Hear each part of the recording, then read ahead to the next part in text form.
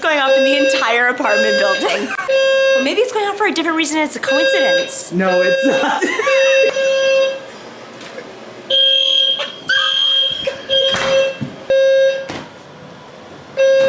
The reason why we should be vegetarian. No. Oh, okay. That was the night we were gonna have dinner at like a reasonable hour, like 7 o'clock. We were super stoked. The whole apartment complex of like 6 stories, all the people leave their apartment and there's dozens of people outside.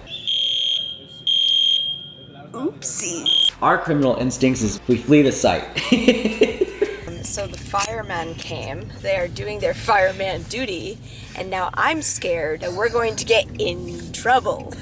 And then Johnny just starts driving around to kill time because the fire truck comes and everyone's just hanging out outside. Luckily, this is a warmer day. Yeah, I'm gonna put my forward-thinking brain on. Let's not just drive around. Let's spend the same money. It's so embarrassing. That we would pay for just driving around on gas to just the local cute cafe bar down the street. Fire trucks left and then We did our 9 o'clock. So we're back.